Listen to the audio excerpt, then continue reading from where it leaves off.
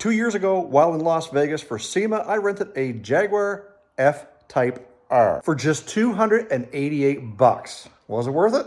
Let's find out.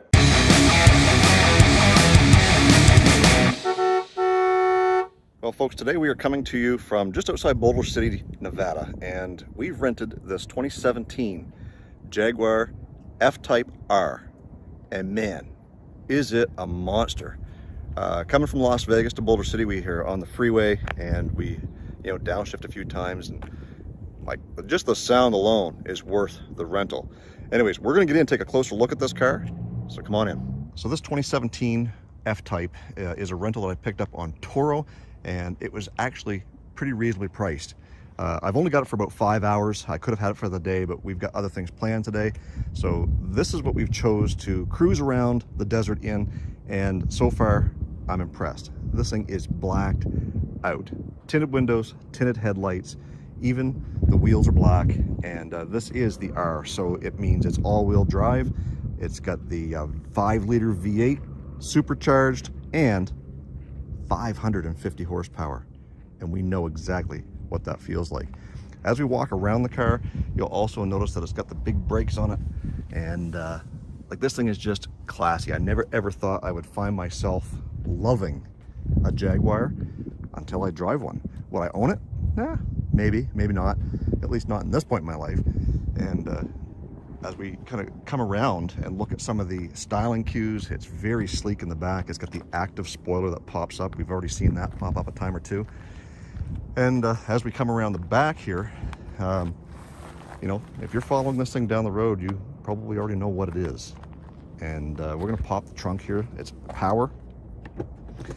And when I did this the first time and looked in there to see what was in there, Junior says, well, just enough room for your golf clubs. And I think he's absolutely right. I think that they designed these cars for guys who are golfers, business type, tycoons, maybe, I don't know, not for redneck backwoods people like myself. As we come around to the driver's side, we will also see in the sunlight just the amount of shine and style that this thing has. I'm not good at doing car reviews, but I mean, I'm speechless as to how stylish this thing is. We're gonna pop the hood and see what's under there. So with the assistance of Junior, we're gonna lift this hood.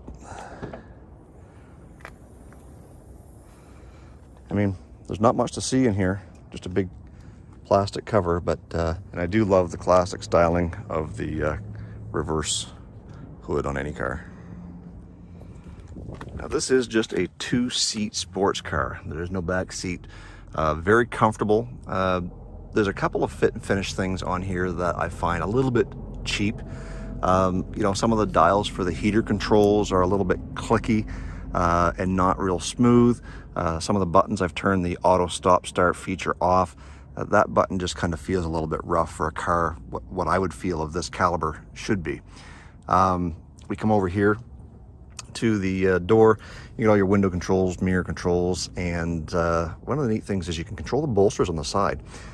So you can squeeze yourself on the sides with these power bolsters, or you can let them loose. It's got lumbar support, memory seats, all that good stuff. It does have cup holders, which is great. The vehicle we've been driving around in all week does not, the '89 Jeep Cherokee. And it's got traction control, race control, whatever you want to call it. It's also got electric parking brake, auto stop start, all this good stuff. Your spoiler, you can put that up automatically, and it's got the dampers in the exhaust, which I have yet to play around with. There are a couple of neat features when you turn it on. The vents actually do rise up out of the dash for the air conditioning. I thought that was a pretty neat feature, kind of quirky that way. And as we look up, it does have a shade for the sunroof. Quite surprised that that's not power, but we've kept it closed. We're in the desert. It's pretty hot today, and when you open that up, it makes it pretty bright. Haven't had the opportunity to play around much with the infotainment. What I did is pretty easy. It does have navigation and backup camera, all those standard things you'd expect on a car like this, or on any car for that matter. And the actual paddle shifters on a car, which is basically on anything nowadays, but when you're driving a car like this, it's so much more fun with something that's got a little bit of power back behind it. Just the way it starts is amazing. I could listen to that all day long. When we come off the highway, we come under the overpass there and give her a little blurp.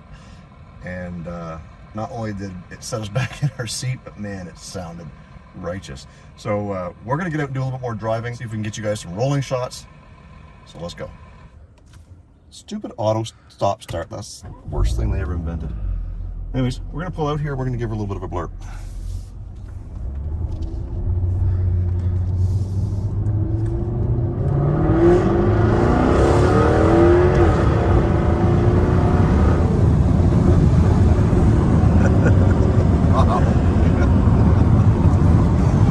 Old Dale, the truck don't work like that, boys. Shoot.